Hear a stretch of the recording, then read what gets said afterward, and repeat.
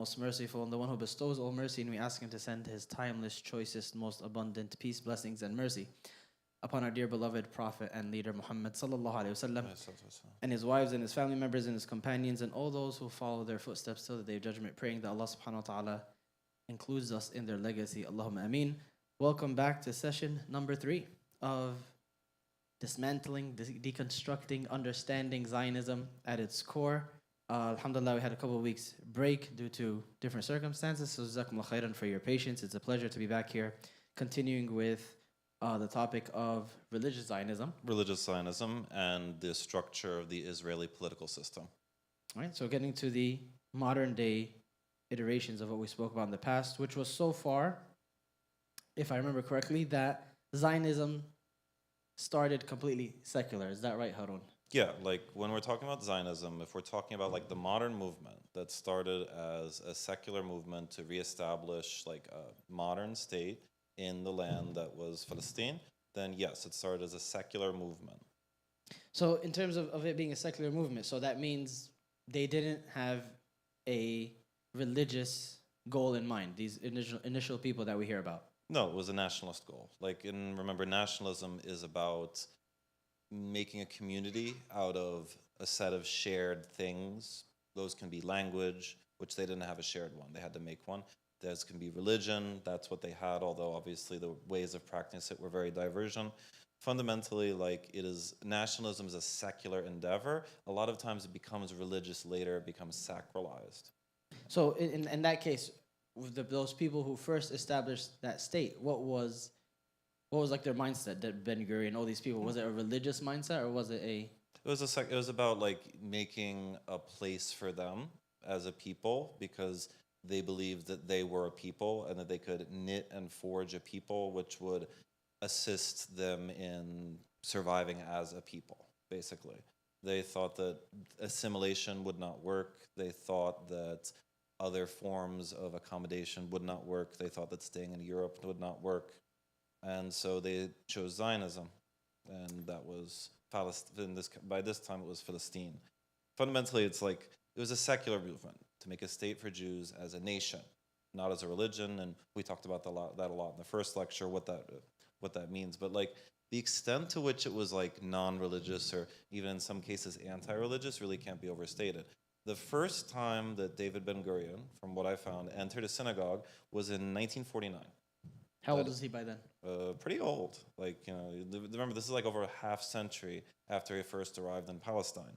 And but there's a funny thing at the same time, and this is where the sort of dualism of Zionism comes in, because it's very difficult to think that like a movement for making a state for people who identify as a religion could ever be non-religious. When the IDF conquered Sinai in the 1967 war, you know, David Ben Gurion said later that they had done it to revive, quote, the kingdom of David and Solomon. And then the entire, you know, all the Jewish members anyway of the Israeli Knesset, which is their parliament, their governing body, they rose to their feet and started singing the Hatikva, which is their independence anthem, and it talks about the ancient yearning of Jews for Zion. It doesn't sound very secular to me anymore. So them adopting this as atheists or as non-religious Jews was with what purpose? Like I said, because they could. Pinsker talked about that, and I mentioned in the last lecture. Like they felt that they could not be other than Jews. That was their opinion. A lot of people had different opinions. You know, as it so happens, way more Jews came to America than ever came to Palestine until the immigration restrictions were imposed in 1924. And you know, sometimes I think about that as a fun counterfactual, like what would have happened if there were no immigration restrictions on Jews from like Russia and Eastern Europe and places like that. Like, what would there even be in Israel? It's actually a pretty open question if you look at the figures. Anyways, So, with this being their background, where did religious Zionists come from? Well, I mean, if you ask people like Rabbi Kook, there are no secular Zionists, let alone like, of course, there are religious Zionists. And, you know, obviously when you think about something like that, you also think about, you know, what about those religious Jews who marched for Palestine? And, you know, no slideshow. Slideshow still working on it? Alas. Okay, well, the answer is this, like, you know, are there secular Zionists? Are there religious Zionists? And what about the religious Jews who march for Palestine? Or respectively, yes, and it's complicated. If I can make a Facebook status joke. Do people still do Facebook statuses? No. I don't make it. Oh, you guys just line up for my janazah. I'm done. I've had it. If you make it, I'll laugh.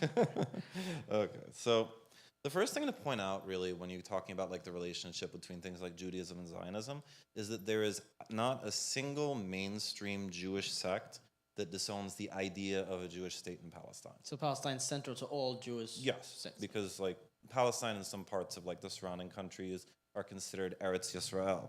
Obviously, there are like progressive Jewish organizations that are anti like that idea, but that's because they have other ideas sort of mixed in there. It's not like they're coming to that from like a Judaism-centric worldview.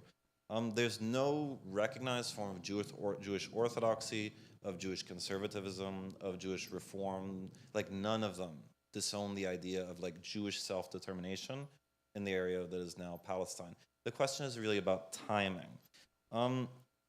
I had a picture of it, but I'm never going to show that picture of my old synagogue of this right here. So I went to a synagogue in Riverdale called CSAIR, and on their website right now, like they have an Israel advocacy section.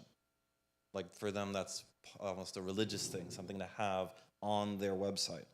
And similarly, there's a Reform synagogue that is in my old neighborhood where I grew up. It's called the Riverdale Temple, and they celebrate Israel Independence Day, Yom HaAtzmaut, and that's for them also like a holiday. Like I could go on, but the fact of the matter is that most umbrella organizations of Jews, as Jews, are Zionist organizations, one way or the other, except the ones that are explicitly anti-Zionist, like, for example, Jewish Voice for Peace. The main issue is with timing. So all religious Jews agree that in the later days, the Moshiach, which is like their version of Al-Mahdi, a conqueror from the line of David, will rule over a restored kingdom in the area that's known now as Israel and other areas besides. There are many opinions on what the borders of this kingdom will be like, but like the point isn't political mapping. It's like an eschatology. It's an end times thing. In these days, some religious Zionists use Genesis 15:8, like from the Nile to the Euphrates, to talk about what the kingdom will look like and how large it will be. But other opinions have it as much smaller, but like very significant in terms of its religious influence. Peace and justice, they say, will be established. But the disagreement is in how will this happen. So Zionists want to conquer the land, like in explicit fashion, conquer it, whereas only a few rabbis before the 18th century wanted this to happen, and others permitted it, others prohibited it. Others said we have to wait for the Moshiach, and then we can conquer it. And a lot of them even prohibited moving there. Some of them, especially as like a large group. Some people promoted living there under non-Jewish rule for spiritual purposes. And why is that? Because there are mitzvot, and a mitzvah is like a commandment from God. It's not like a sunnah, it's like something you're supposed to do. Like you're supposed to do all of the mitzvot if you're a Jew. There are 613 of them. And there are 16 of them that you can only do in Eretz Yisrael. They don't count if you do them in other places. I don't remember all of them off the top of my head. So these are fundamental tenets that they have to fulfill in Israel only. Yeah, like these are things you can't do outside of Israel. Those mitzvot will not be fulfilled unless you live there. So according to the Sefer HaChinuch, which is a classical book of Jewish law, basically, that explains like the commandments and how to carry them out, each of the commandments, like of those, there are 16 of the 613. But the important thing is like, in order to restore Zion, that was something that God was supposed to do. He would restore the Jewish people, he would have the temple rebuilt, and he would, quote, ingather the exiles when the Moshiach, Mahdi, came. And before that, and this is the opinion of the Ashkenazi Jews, the ones from Europe, I haven't explored deeply into like what Jews in the Arab world thought or what Jews in other lands thought, because I don't have access to that sort of thing. But the 3 oaths basically is like a tenet that they're supposed to hold to, and it originates from the Talmud. It comes as follows. 1, Jews are not supposed to settle in Eretz Yisrael as a wall, meaning, and they took that to mean like, don't come in gigantic groups to conquer it. Jews are not to rebel against the nations of the world. And the third one is an oath that the other nations were said to have taken. Don't oppress the Jews too strongly. So when it comes down to it, like, the measures used by Zionists to colonize Palestine were forbidden. Like, it was forbidden to do the things they did in terms of building a secular state and building it in the place they did at the time they did. The ethnic cleansing and forced expulsion was cool, but the nation building was against the tenets. No comment. Okay, But just checking which yeah, things violate. the main thing was just like you are not supposed to do these things now. You're supposed to do Later. these things later under the auspices of Al-Mahdi, the Mashiach, etc. And this is the ideological core of modern day settlers. Yes, I mean, we'll get to that, of course. So, and for that matter, like the people who are doing this stuff, the Zionists, like Burl Katznelson and David Ben-Gurion, and even ones like Menachem Begin, all of these people would be liable. They would be apikoros. They would be heretics, apostates under classical Jewish law. So, how does for their state building? Sorry. Yeah, no, for being secular. Okay. For being secular in the first place. But so the question is, how does religion even enter into this? This is where we get to religious Zionism. And here I'm referring to a Zionism that sanctifies the current state of Israel, not a future state. So today we'll examine their two major living influential varieties of it. Do we have? How are we doing tech? Do we have? Tech? Adam's here? Sure, if it'll work for us, yeah. Okay. Just so that people can have slides to follow. Yeah, because I put so many pictures on those. It would be a shame if nobody saw them. This would be an absolute shame. I mean, I'm going to see them, so. All right, so, but I'll go into it to start off. So, we're going to talk about Rabbi Avraham Kook and Gush Emunim. The most famous religious Zionist theorist was Avraham Yitzhak Kook. He was the chief rabbi of Mandate Palestine. He died in, I believe, 1936. He had a complex mystical philosophy that hinged around the superiority of Jews on the basis of Jewish uniqueness in recognition of God and of God's laws. And this is, I'll be frank, this is common to most rabbis. This is what most rabbis think. What made Kook different was his innovative views. And those included, for example, for him, like, he died before Israel was established, but to him, the yeshuv, the settlements, the new yeshuv, was holy, even the secular parts. Everything about it was holy, including the IDF, although he would have only known the two precursor organizations, which are called Bar Giora and Haganah. And this differed greatly from the other Haredi groups in Israel, like, exemplified by, for example, the Chazon Ish, who, if I had that picture of him with a little pipe, it would be great, but I just don't. Alas. So he was most Haredim thought of Israel as a good place for Jews to live, to fulfill the commandments, to be around other Jews, to be away from non-Jewish influence, but they don't think of it in itself, the secular institutions of the state, as holy. That's why they don't want to serve in the IDF, in part because they think the IDF is something, I'm seeing something here. Ben-Gurion, right? Yes, you gotta go way forward though. But anyway, for them, the IDF is something that's going to change them. It's not going to permit them to live as they want. It's like... ladies. Going forward, Go back to the relationship status. Let's explain that, because it's super important. Yeah. So back in the day... No, I'm kidding. This isn't important. Okay, good. I thought you were actually serious. I was for half a minute. I looked at the time and said, no, Mohammad, these three are just three umbrella organizations of Jews. The Chabad is Chabad, those guys with the mitzvah tables and with the pictures, the bearded guy was saying Moshiach is coming, or Moshe is here. Moshiach is coming. The Rabbinical Council of America is a reform organization, and the Rabbinical Assembly, that is an organization that my old synagogue belonged to. All of these are Zionist organizations in one way or another, even if that's not their original purpose. And they're different. They're on different ends of the spectrum. Like the guys at the top, the Chabad, would not consider the other people to be proper Jews at all. And people who are of Chabadnik adherence would not consider those other people to be like Jews you can eat their meat of or anything like that. It's a big thing. And obviously, they're very nice about it. That's kind of their thing, but it's definitely there.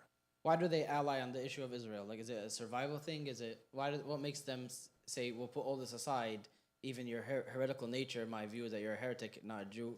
But in terms of Israel, we got it bound. I have a long answer to that, which is called Lecture 4. Okay, cool. But Super that's for next week. But as it so happens, the short answer is that for people nowadays, the state is something you can capture, so you can use it to do the things you want and punish your enemies. And the opportunity to possibly do that is really big and awesome. And you don't want to give that up just because you can't get along with somebody for thinking something different about some things than you. Okay. That's the one on the left is my old synagogue. The one on the right is the Riverdale Temple. Okay. Skipping past this, skipping, and gathering the exiles. This is a poster decrying Zionism. It was posted. This is like the old Netere Karta. This was posted in Jerusalem a long, long time ago. Okay, rabbinical court. Okay, not really gonna. That's okay. That's Rabbi Kook. Okay, yeah. So here's it. So for Rabbi Kook and for his son also, Zvi Yehuda Kook, right? These guys, both of them think that the Israeli state is holy, as it is. And it's very different from people like this because some of them, like I said, like the guys in the middle, this is the logo of the Eda HaCharadis, and they not only don't serve in the IDF and refuse that, they refuse any form of state funding. So they're located in Jerusalem right now in Al-Quds, but they refuse any form of state funding whatsoever. They take no money from them, and they're like have this policy of radical non-cooperation. But that doesn't mean they would refuse to serve under the Moshiach if the Moshiach should show up. So would these people be like remnants of the older Jerusalem occupants? Some of them, yeah. Some of them would be remnants of that. Kook's children are different. This previous picture shows a settler. You can see his gun, and you can see him praying before something. It's a combination that is common to Kook people. This is the logo of Gush Emunim. It is now defunct as a movement. It doesn't properly exist, but its offshoots are what form the really serious settler movement today. So basically, where does their view come from? Like, how do they get past all the secular stuff? Because to Kook and the Kook people who share his views, Israel, like the founding of Israel, represents that this time is what he calls the beginning of redemption. And in the beginning of redemption, like this time, the beginning of the Messianic age, normal halakha, normal Jewish law, doesn't quite apply the same way. So, for example, serving the IDF, he says that's great, you should do that. In fact, you should exemplify it. You should have his version of ihsan in it. Is it because we're at the end times, or because yes, of convenience? because not only are we at the end times, but everything you do has a very specific effect on bringing the end times about and making it closer and bringing it about to completion. In fact, Gush, he goes so far as to say that there's really no such thing as like a secular Jewish nationalism. He says that doesn't even make any sense, and how things are these days may have proven him out to be correct. Even the secular forms of Israeli nationalism are like Judaic in nature. There's no Israeli nationalism, there's Jewish nationalism. Even the state itself, there's no Israeli nationality. There's only Jewish or Muslim or Druze, Christian. So, in the wake of Israel's 1967 conquest of the West Bank, the Golan Heights, Gaza, and the Sinai Peninsula, the originators of the settlement movement were labor. I mentioned that, I think, last week. It was technically on the basis of security, and even Moshe Dayan, who was he was a very important person as a defense minister of their most important wars, he approved a radical settlement outside Al Khalil, which is now called Kiryat Arba, and it's from there several very vicious terrorists have come. But the people who settled there with Kook, and that movement was called Gush Emunim, the Block of the Faithful. This is Yitzhak Rabin, who attempted to withdraw from some settlements. Bad things happened to him as a result of that. I'm going to leave this on here. Wait, did I skip something? No. Okay, so what are the tenets of Kookism? Number one, no territorial exchange. Don't give land for peace. Don't give anything. For Kook, this is the Messianic age. If you give up territory to non-Jews, you're unredeeming it. See, Kook thinks that if a Jew settles on the land, then that makes it holy, and it redeems it from the control of Satan, basically. So in one funny commentator on this stuff, which again, it's not funny, but this is basically he thinks they thought they could make the Moshiach come by building apartments in what they call Samaria. So giving by allowing a non-Jew to settle, you're holding that up. Exactly. So, and specifically trying to do that, trying to give up territory to non-Jews makes you a Moser and a Rodef. And these are two categories in Jewish law of people I don't want to be either. No, these are two categories in Jewish law of people who are not only permitted to be killed, but it's obligatory for anyone who can kill them to kill them. Oh, wow. Like as soon as possible. You can look up Din Moser and Din Rodef if you want. There's an interesting article in English about them called Dangerous Halakha by an Israeli Supreme Court judge. This guy is Yitzhak Rabin, and he was not a good guy. I'm not saying he was a good guy, but he wanted to withdraw from a lot of the West Bank, and for that he was assassinated after incitement by people who are aligned with Kook and Benjamin Netanyahu, by a guy named Yigal Amir, who is still in prison now but gets all sorts of privileges. Yes.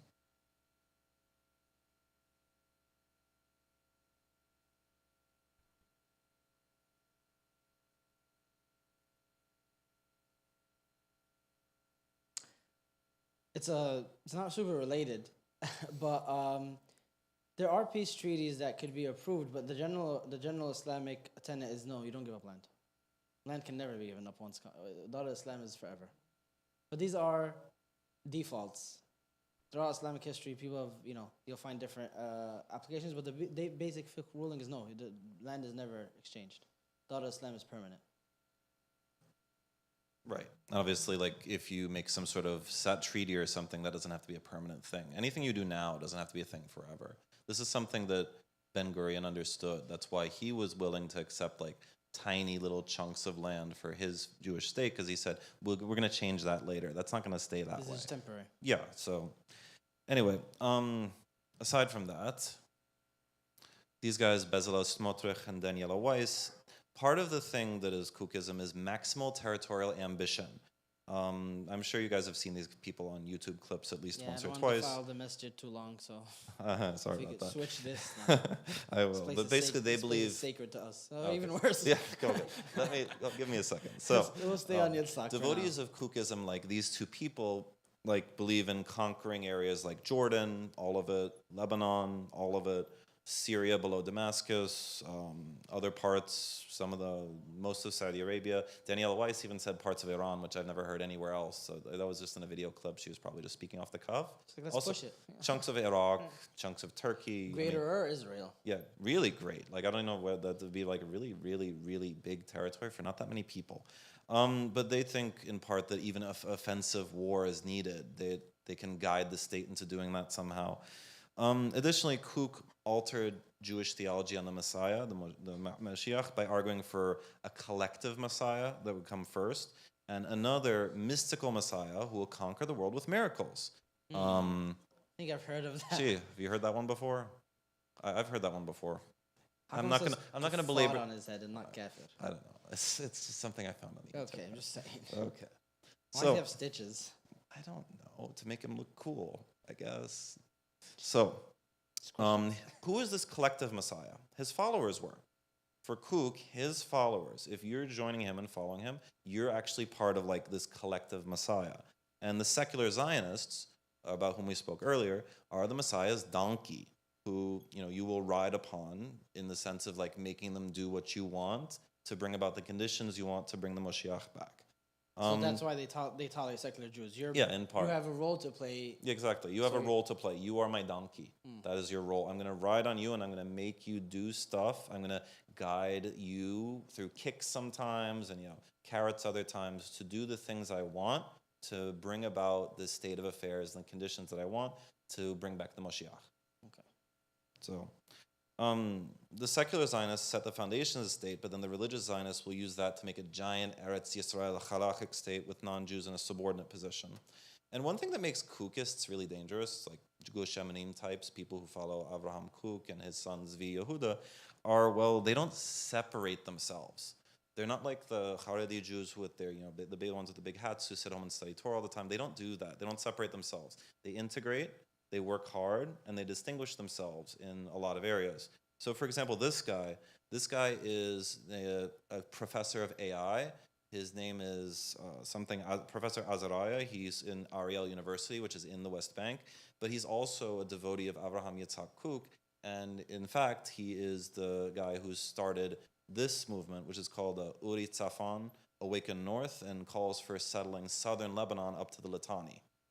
That was a new thing as of the 2023. That is So, these are not people who are like in some corner of society praying. These are people who are everywhere in the state, in the most important areas and roles, and in the military and so forth. And this is important because before this, the religious people were kind of just in the corners, and then the secularists, and this is the first kind of melting Yeah, of them. this is. It's not like there were no people who were religious and participated in the state. Like there were several religious Zionists who were in the first government, but they didn't have this specific way of thinking about things.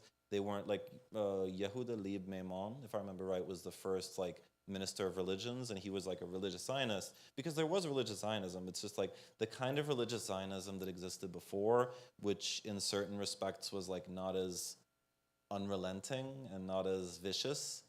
It's not really like important anymore. There are a lot of other versions of religious Zionism that are less vicious, but they're not important. I'm talking about the important versions that set the Overton window for the state, for things that can be done and that can't be done inside the state. So, and specifically, the religious Zionists were always in the Knesset, they were cabinet members, they were ministers in government, but ever since the Hamahapach, the revolution in 1977, which brought Menachem Begin to power, the terrorist, and paved the way for Netanyahu, they were like much more cooperative and much more powerful in government with the revisionist Zionists. So that's Menachem Begin. Don't want to befoul the masjid too much. Okay, now Kahana. This is even more unpleasant, unfortunately. So Kukism is only half of the religious Zionist equation. The other half, and not in numbers, but in influence, is Kahanism. So Kahanism is named for the late Rabbi Meir Kahana, who was a Brooklyn native. His way of thinking is essentially the ruling doctrine in Israel now.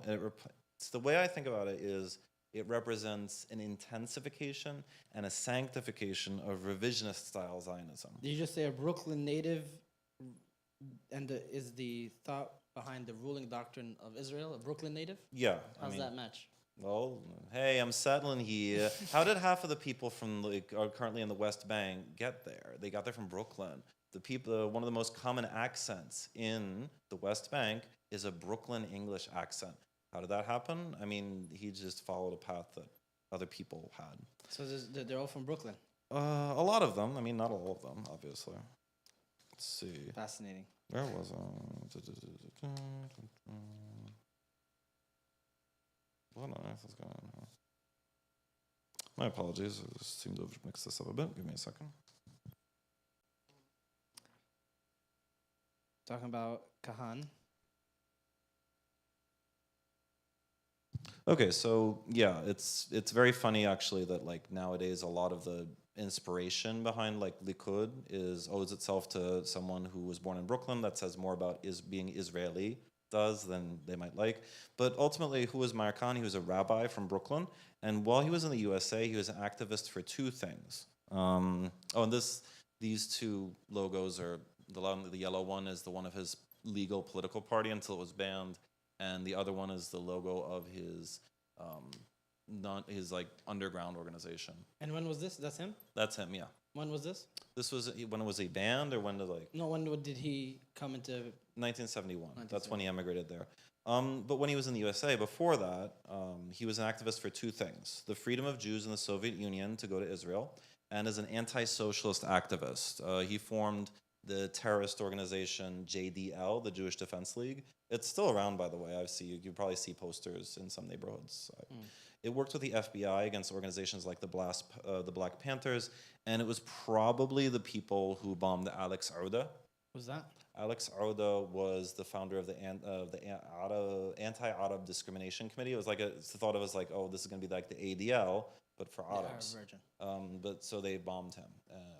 Yeah. He was a talented orator. And when was that? Sorry? That was, you're asking me. I don't remember. I think it was in the 80s. I'm pretty sure it was in the 80s. Some of the people who were suspects in that escaped to Israel, and Israel will not extradite Jews mostly. Like in very rare cases, they will. Very rare. And this was here in the U.S., Yeah, right? This was here in the U.S. This guy was bombed by Kahanist terrorists in the U.S. So he emigrated to Israel in 1971. He became a big activist. He would give fiery speeches on street corners like this. Kind of like Brooklyn street preachers. Like, who are those guys? The ones on the subway? The Black Hebrew Israelites. Oh, those Like guys. that. Think of his rhetorical style a little bit like I was that. thinking more of the guys who like flip their hats on the subway. Those are the real street preachers. So, his base were American immigrants to Israel, and Oriental Jews, quote unquote, Sephardim, Mizrahim. What was his ideology? So, he was a very straightforward person. He was not subtle. Reading his books is like getting punched in the face repeatedly. He didn't speak about humanity. He didn't speak about international law. He never said minority rights without spite and derision. The ideology of Kach, which is the political party, it means thus. It's a callback to the Irgun's logo, Rakach, only thus, meaning only with force will we claim Israel with blood, etc. It had a few main points. Number one, they must go. This is very straightforward. I don't have to explain it. But basically, Kahana was an activist for the expulsion of all non-Jews from Israel. He wanted them to remain none who are not in full submission. His political program said basically you can accept what's called ger toshav status, which means resident stranger. Like you'll have civil rights but no political rights. Obviously, this is contradictory. In so much as you have no political rights, your civil rights are on the chopping block in a literal sense. And of course, he also believed in of course, anyone who didn't accept ger toshav status was to be expelled from Israel or killed. They must. He cut to the chase. Yeah, he does. Like you can just read his book. It's very. It's unpleasant though. Honestly, it's just very unpleasant. He also believed in Greater Israel. This is one interpretation of like his idea of Greater Israel. It doesn't necessarily mean this is what he actually literally thought. Maybe it is. Maybe it isn't. It's hard to say. But basically, he was necessary to him to lay groundwork for the conquest of the land between the Nile and the Euphrates. Jordan, Syria, Lebanon, the good land in Egypt. Only the good land. You guys you can keep the desert. It's okay. Some of Iraq, some of Saudi Arabia, even a bit of Turkey. Additionally, he held that Jewish law, as codified by Maimonides in his Mishneh Torah, should be the law of the state. Maimonides, or Rambam, as he's called, was one of the most important rabbis ever, and his work formed the basis of Jewish law basically until today. Like on the right side, there's a book called Mishneh Berurah that is technically still derived from his work. So it's like 1,000 years ago, and they're still following it more or less. He's very, very. I think you can think of him almost not really like an imam, like a four imams type figure, but like an extremely important person. Okay. To Kahana, a Jewish state should be a religious state. There's a lot that goes along with this, of course. There should be no churches in Israel at all because churches are pagan. The socialist institutions that Israel had in the 1970s should be dismantled to form a lighter, business-friendly regime as per ancient taxation policy. Non-Jews should not be allowed to own any land at all, and so forth. If non-Jews are not allowed any land at all, and it's not for them, what's their fate? Go where? Somewhere, not my problem. So this is the official. Like I think when I say that this is official doctrine, I think we're at a point where this way of thinking is ambient, and I'm going to explain that more with my terrible analogy later. Okay. I promise it'll be a really legendarily bad analogy. The only reason I asked about official doctrines because you come in here like, why can't these people live with us in peace? Why can't the Palestinians just live side by side? When it's very important to and then Muslims always come at it defensively. Well, the grievances. Well, what happened when it's your fundamental doctrine that we can't be here. Right. We're talking about these are the people who are motivated, the people who like have joie de vivre, the people who have things they want to do. These are the people who are like you can just do things. They do things. It's not normal people. It's people who do things. And there's a difference there between like people who do things and people who think things. Mm-hmm. These are people who do things. Some of them were arrested because they did terrorism against mayors. They bombed several mayors of Arab cities, Palestinian cities in the West Bank. I believe the mayor of Nablus, the mayor of Ramallah. One of them had his legs cut off by their bomb. And these are just like ordinary political figures. These are not people you can live in peace with. And this is something that's ongoing. This isn't ancient. Yeah. So this is very unpleasant. I am very sorry about showing this, but just to illustrate the fact that Meir Kahana was very happy with violence. He saw it as necessary for national revival. His explicit followers in Israel are among the most violent. Some of you might have seen this video on Twitter at some point. It's called they call it the Blood Wedding, in which a group of settlers sing a very violent song, which I will not enumerate on. and they stab a picture of Ali Dawabshe, who was burned to death in the West Bank in 2015. Toddler, right? Yes. And one of the people there, you can see the guy on the right, that's the Kach logo he has on his shirt. And then right after the screenshot I took, he shoots his gun at the crowd. The ceiling, the symbolism is obvious. And additionally, there is this guy, Baruch Goldstein. He was a terrorist. He was a Kahanist terrorist. He famously said he only accepted two religious authorities, Maimonides and Kahana. And he broke into the Ibrahimi Masjid and killed 27 people with his gun, and then the crowd took care of him, thankfully. And on the right side, you see his grave. The message on it is very laudatory. It is like commendatory. It's like the sort of thing you would see on the grave of someone who did a wonderful thing. It says something like he gave his life for the sanctification of God's name and the people of Israel. The stones on the grave are a compliment. It means it's like it's a memory that you visited. It's like a tribute to the person who's there. Yeah, flowers are expensive. Yes. So, yeah. That doesn't sound like someone you can... He was an American settler, right? California, was it, or...? Don't recall. No, Meyer Kahana? Meyer Kahana was assassinated in America, yeah, but this is Baruch Goldstein. He was taken...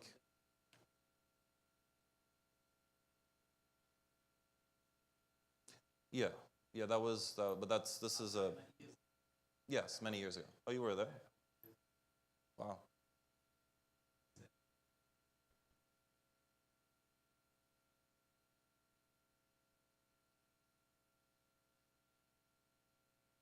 So, time for an analogy. So, today, there are layers of Kahanism baked into Israeli politics. Think of it like baklava. Okay? This, again, super torture analogy. You got my interest. Yeah. So, there's the crunchy kind, you could say, the obvious kind, like the Hilltop Youth, the Kahanist organizations who zip around through the West Bank, committing arson and vandalism and murder in service of emptying out Palestinian villages. I'm sure everyone's seen at least one clip of that. The guys with their like ridiculous, dirty, disheveled looks, like going around. Are they purposely disheveled? Is that part of the... I think it's part of the aesthetic. It's like a countercultural movement. Like I'm living here, settling. Yeah, exactly. So they work with people like Bezalel Smotrich, like Daniela Weiss, who are kookists, and they work inside institutions. Hilltop Youth don't work inside institutions, but the kookists do. Then there's the political party, Otzma Yehudit, which I don't have pictures of that. There's a political party, Otzma Yehudit, which represents the most obvious, successful, and explicitly Kahanist Israeli political party since the original Kach. And it's like a collection of the worst Zionist terrorist legislators the country can come up with.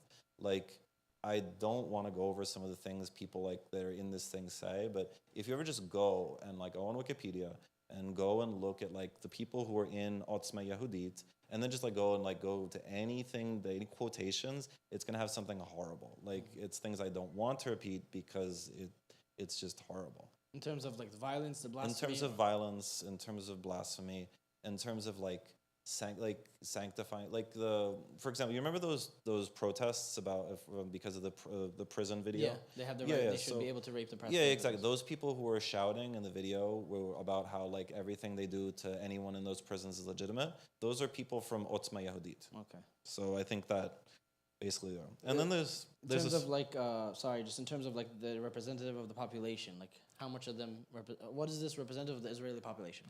I mean, that's a very difficult question. Right now, they have 8 legislators in the Knesset, and we're going to get onto what that means later, but it's like, it's not insignificant. It's the kind of people you have to partner with if you're on the political right, and they've gotten more popular. And there's also, like, to go back to the analogy, there's also the soft, syrupy Kahanists who sort of suffuse broader society with Kahanist themes, like most of the Likud, who agree with the Kahanist program in essence, but only apply it to certain places as of right now. For example, like there's all over Gaza right now, there's like a lot of graffiti. I'm not going to translate all of this, but you can see the fist star logo there.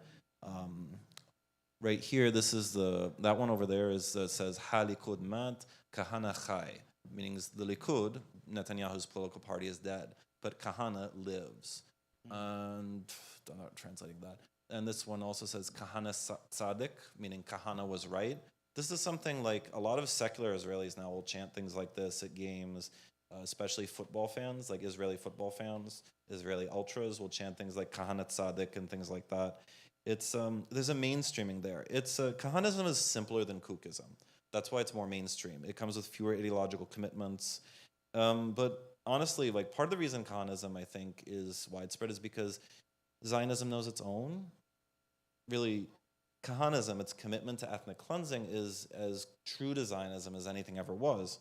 The Palestinian historian Noor Masalha notes in The Expulsion of the Palestinians, the concept of transfer in Zionist political thought, notes not a single influential Zionist group opposed the transfer out of Palestinians during the war or otherwise.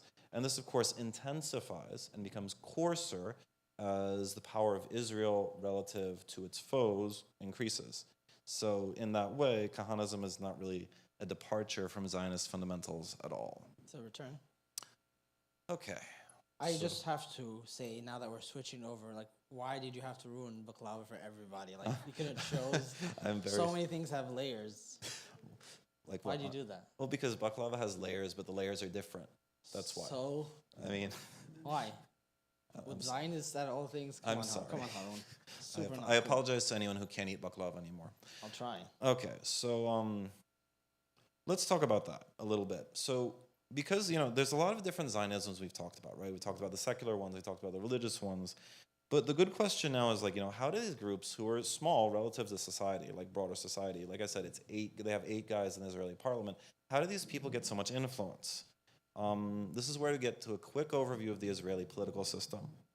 So just before we go into that, is there, so Kuk and Kahan, they are hand in hand? These ideologies now kind of blended? They work together. Like, there's a lot of organizations and ideologies and groups in Israel, but a lot of them work together around a uniting principle, which is Zionism. I mean, like, Kahana and Kuk, and even like the settlers who are not like all the way in line with one or the other, like who are called Hardal, which is like they're Haradim, but they like do this stuff like serve in the army. Like if you put them on a corner and you ask them like, do you agree with Kahana? They'd say, yeah, most of it, all of it, but like maybe not that way. Like that's how they think. Okay. So Israel's political system is a source of strength for these groups. It gives them openings to pour their venom into every ear. It gives them the face of the state and says, here, gouge out a few more holes, one here, one here, one here. Basically, what's the basic overview of is a parliamentary system with a ceremonial president. And this is a way of thinking they have a real politician and a vibes politician. So on the left, you can see the first two. That's David Ben-Gurion with the terrible haircut. And that's Chaim Weizmann, who looks like a lot of stereotypes. My goodness, I guess I never thought about that until now. That was, on the left guy is the real prime minister, and the right guy is the vibes guy. The president is a vibe guy. The president doesn't really affect the politics. The president just kind of does a bunch of ceremonial things, meets with foreign leaders. He has a nice house, has nice things in it. He has a nice garden. He plants trees in it, whatever. And over there, of course, everyone knows Benjamin Netanyahu. And below him is the current vibes guy, Yitzhak Herzog. And fundamentally, president is so insignificant because, like, they offer it to just, like, people who are thought of as unifying beloved figures. They even offered it to Einstein, actually. To be the president. Yeah, he refused, which, hey, good for him. A few other things are different. They only have one legislative group. That's the Knesset building. Like, you know how we have, like, the House and the Senate? Like, that's called bicameralism. We have 2 cameralist groups, 2 legislative groups, and they had one. That's called unicameralism. And they also don't vote for people. Like, you don't go out and cast a vote for Benjamin Netanyahu. What you do is vote for parties. On the left side, you can see a list. So you'd see that's like a document that they would send out, like saying, okay, if you vote for Likud, here's the people who would get seats. And they have from 1 to 30. So if you're the first guy would get a seat, that's Netanyahu, then the second guy and third guy, and so on, depending on how many votes they get as a percentage of the population. The more votes, the more people get seats. On the right side, you can see all the logos of all the political parties that were originally in the current government. It's a lot of them. Like, I don't necessarily have to go through every single one of them. The point is it's a whole bunch. That is like 8 parties. So there's 8 parties within their parliament, Knesset. Yeah, like 8 parties within coalition. There's more than 8 parties in the parliament. Whichever party gets the most seats has to join up other parties to make a total of 61. You need 61 seats to form a government. And so that means a lot of parties. The average number of parties in an Israeli governing coalition is between 5 and 8, usually. That's almost never been just one. It's the most any party has ever gotten altogether is 56. So they'd still need some other party to make up the difference to 61. To get a party to join your government, you need to woo them. Only instead of instead of signing katab, you give them a ministerships, not a mahr.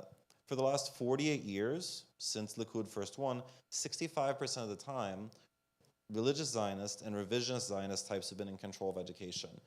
And that's significant because that's one of the ways the settler movement shapes public opinion and pushes everybody rightward in that sense. So they'll join with these other parties, for example, let me see if I understand this correctly, and say, we're going to take education, though, once we get in here, and we'll give you...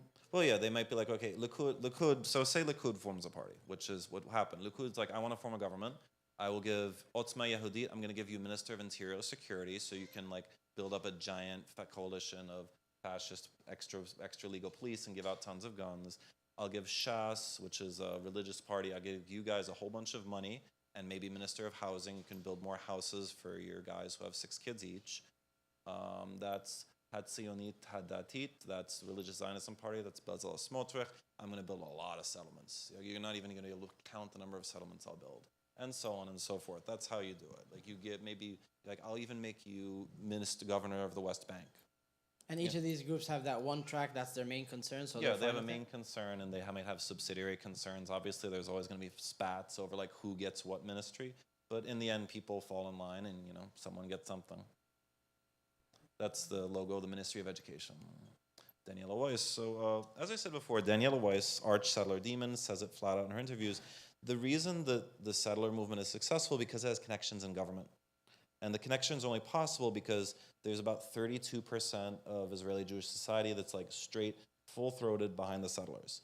There's 10% of them that are fine with them, soft, and the remaining rest of the Israeli Jewish population, which are anti-settler in some way, but they're not in favor of any measures that would to stop what was actually happening. I'm not endorsing anyone here, but... So that puts you at 75% though. So the other 25. Well, no, the remainder of that's Israeli Jewish population, okay. And so the point is the people, to quote Yeats, the best lack all conviction, while the worst are full of passionate intensity. The things that would take to stop settlement are things that the remainers, people who don't like settlers, would not want and would never do. The people who matter are the people who show up and do stuff. If you're just against something but you don't do anything about it, you don't matter. I think that's one of the strongest takeaways for us here. Yeah.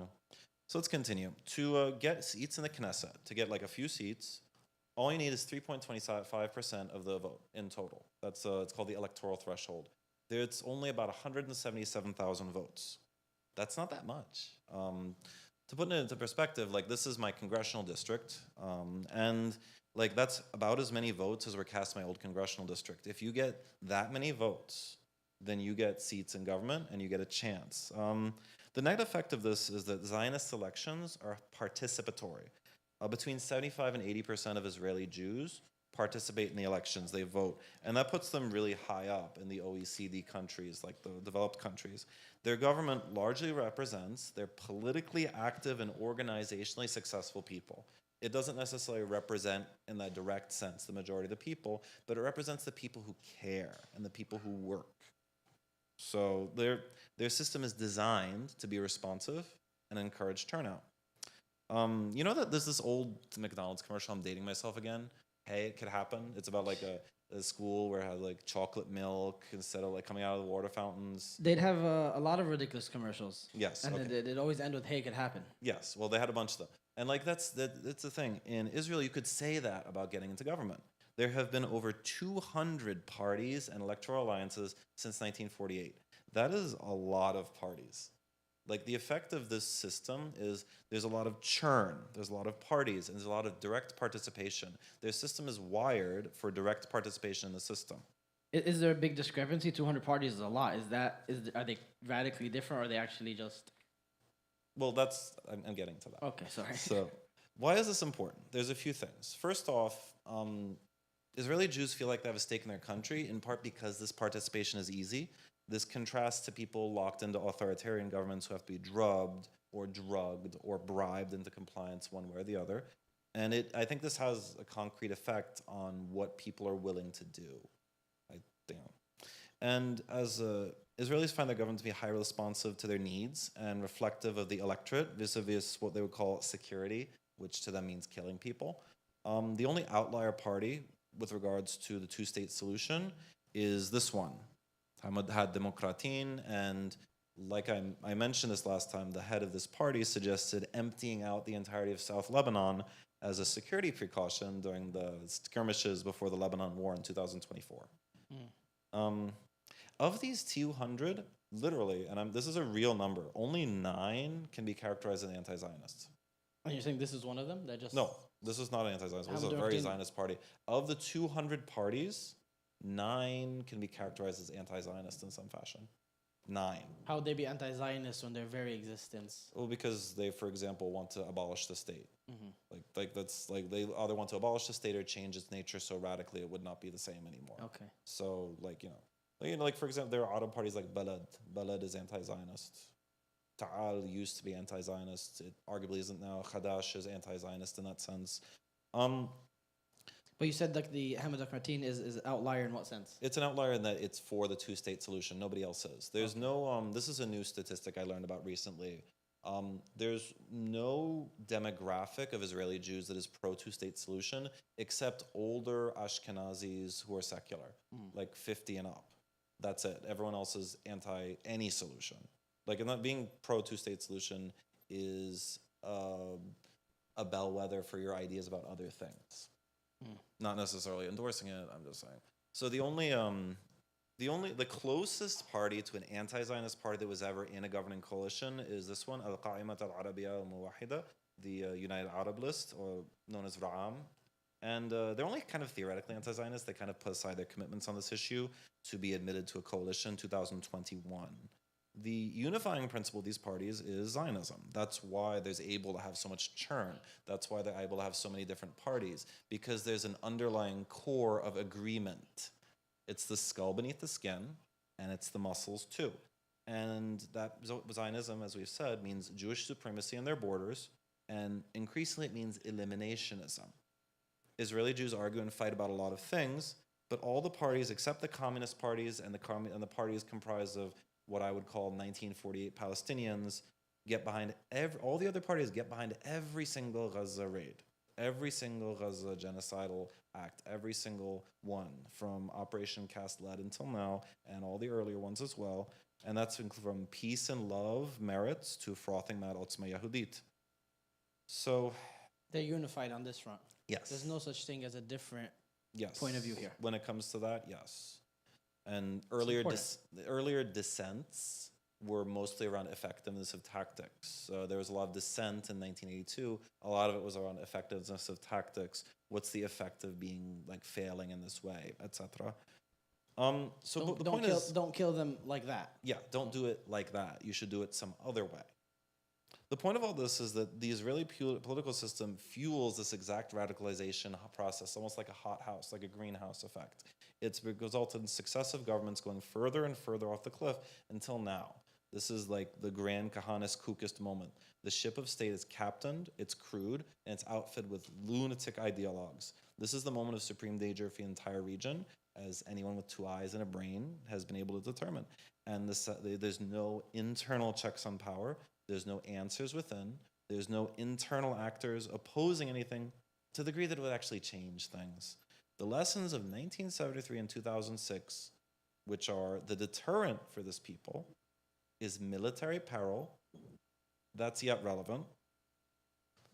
But there is no teacher. So what lesson will the people take? You know what? Just ringing a lot throughout this lesson in particular. It's everything that they said about us.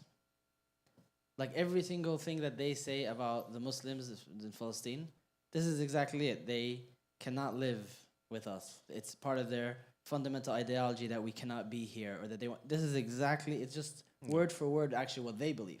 Yeah. So all these absurd, over the top accusations of what Islam is, of what the Palestinians are, of what Muslims do, of what our beliefs are, that you kill them, you get rewarded. You kill them, they're nothing. That's actually their word for word.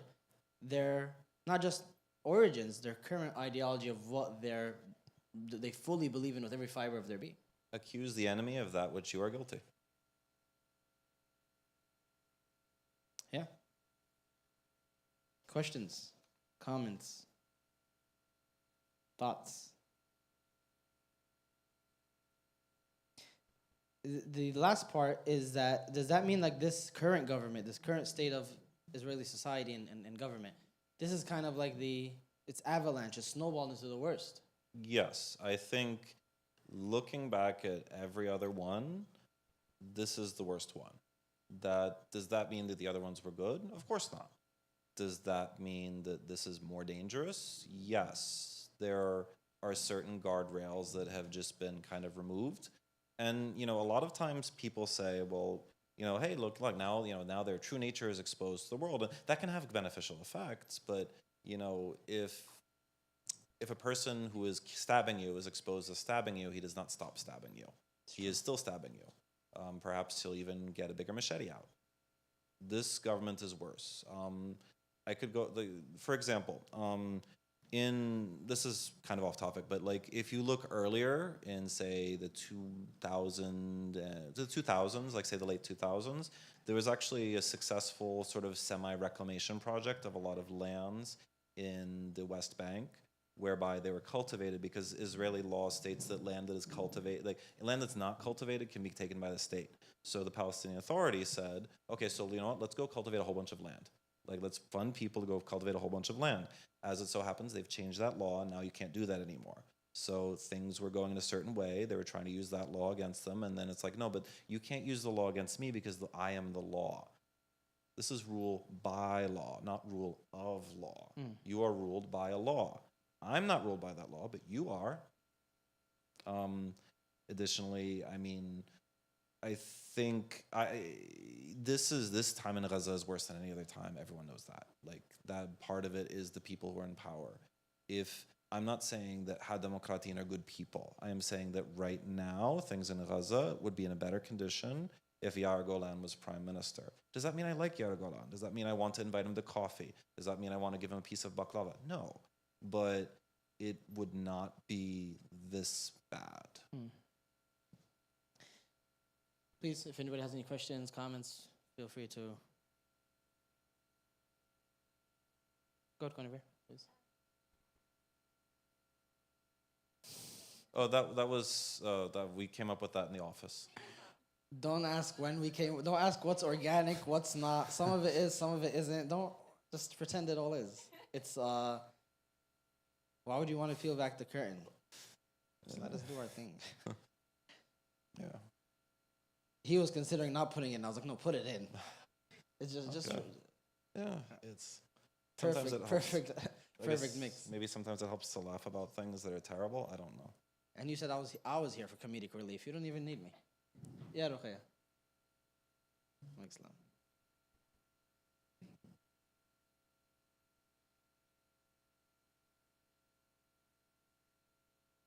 Mm-hmm.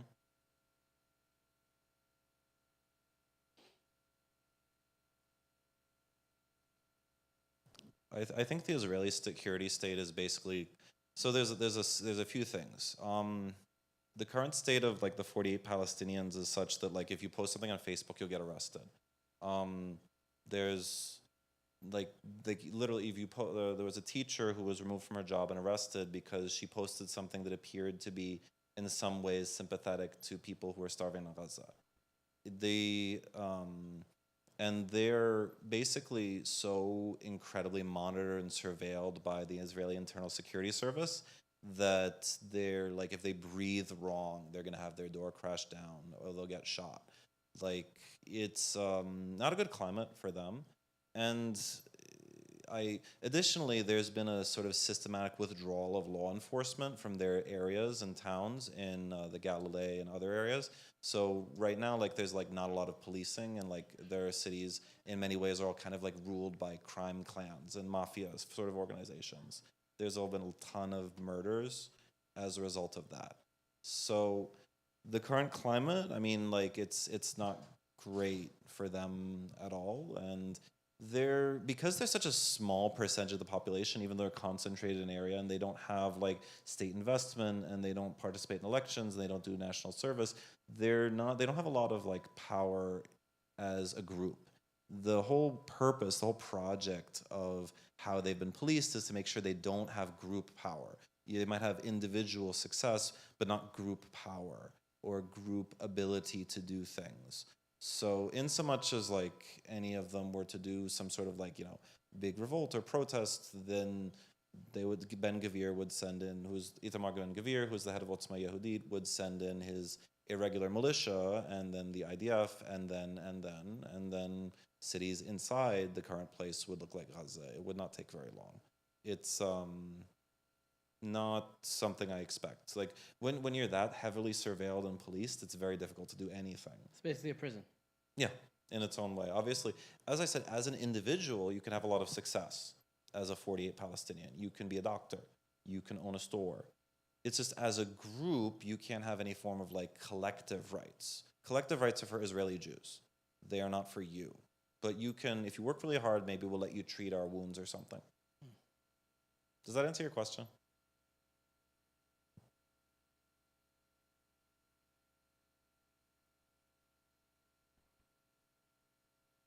Sorry, maybe I didn't hear you. Can you give her the... Sure, that makes a lot of sense. Yeah, I apologize. Maybe I didn't hear you.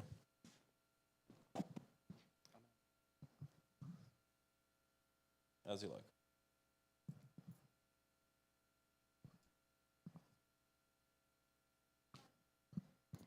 I'm sorry. I was just asking that, like, as a result of Benjamin Netanyahu still taking another 4 terms in office or whatever, like, their terms are, but it escalated the current state of the Zionists, and there are like thousands and hundreds of thousands of them like revolting themselves like within occupied Palestine. So like, what are your thoughts about that in terms of like how can we see like that trajectory either escalating for them on their end and also kind of like contributing to the ultimate like liberation of Palestine? Okay, so yes, like fissures are a good thing. So fissures in society are a good thing. However, the vast majority of the people who are protesting against Netanyahu are not like doing things like refusing service. They're not refusing call-ups. The people who are protesting against Netanyahu because they want the war to have a different aim than the war aim of a lot of Netanyahu's cabinet. Netanyahu's cabinet, which includes, I'll just go back to that. Netanyahu's cabinet, which includes, these parties, a lot of these parties, specifically this one, Otzma Yehudit, and this one, Hatzayunit Hadatit, and more recently, actually, Yehudit Torah and other ones, want the war to be about figuring out a way to get rid of people of Ahl al-Ghaza in some way, either to expel them to Somalia or to South Sudan or to Indonesia or to wherever, or to have them killed or something, Canada. And that's not the war aim that most of the Israeli Jewish public wants. Most of the Israeli Jewish public wants there to not be any Hamas, and they want there to be the hostage deal. And a lot of them actually are fine with the war continuing as soon as the hostages are back, because you can just manufacture a pretext. You can figure out a way to, you can pay your militia to like stage an attack and say it's the Harakat and then go right back on it and do it again. You can try to provoke and claim another pretext and just continue. Like that's what they want. The protest movement is useful in that it serves to have a fissure, but the fissure is narrower than it looks. The fissure is like about personal dislike for Netanyahu. The fissure is about personal dislike. It's about like it's about the burden of serving in the IDF. It's about like not liking religious parties in government. It's not about like the fundamental nature of Zionism or of Israeli society. It's about it's a specific and narrow and limited thing. So it is a useful thing. It is a good thing. Is it a real revolt. It's a protest. It's a thing people do on weekends. It's a thing people do because people in their community are doing it. It's a thing people do because they think that Netanyahu is bad, and they think if Benny Gantz or Yair Lapid or someone else were in power, then he'd do more or less the same thing. He'd prosecute the war very similarly. Or Yoav Gallant. There was a while when it was Yoav Gallant. Those people would do it more successfully. A lot of times the dissent in Israel about military actions is about effectiveness. It's not about the legitimacy of the military action to begin with. And this falls mostly into that category, unfortunately. But it's still useful. I think that fissures are good. The more fissures there are, the better. And anything that anyone can do or does to encourage fissures in that society is a good thing. I hope that answers your question. Are there any more questions from either side?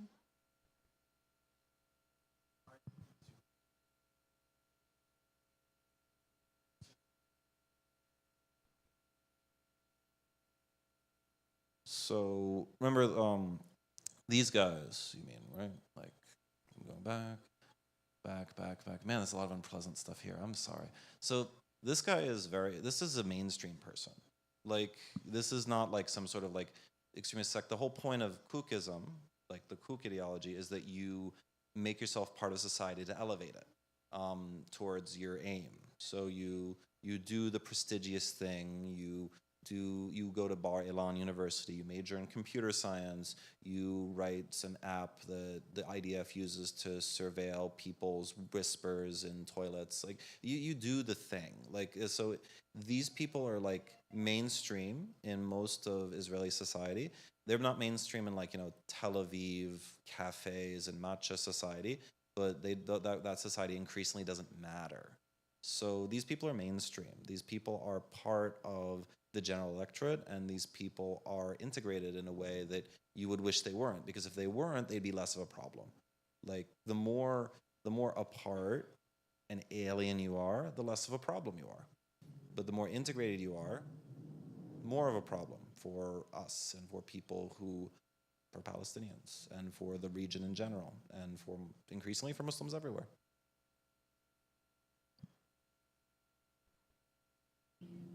If there are no more questions, we can close off, Brother Haroun, if you have anything to close off with.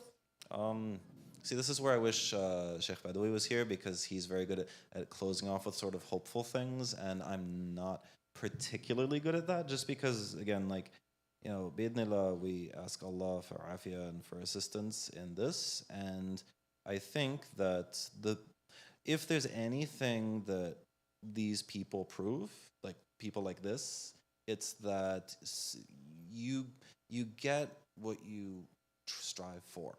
So if you don't show up, if you think something and you don't do anything about it, and what you do doesn't have a concrete effect on the thing you want, if it doesn't advance your aims towards that in some way, then you don't really count. You count if you do things. If you don't do things, you don't count. You might as well not exist. You count if you do a thing that you think will have an effect to bring about what you want. That is, I think, one of the big lessons of kookism, if we're having to take lessons from that. That you count if you do a thing. You don't count if you don't. Do you want to close off with something more hopeful than that? Please do. Hope is important. Let me process.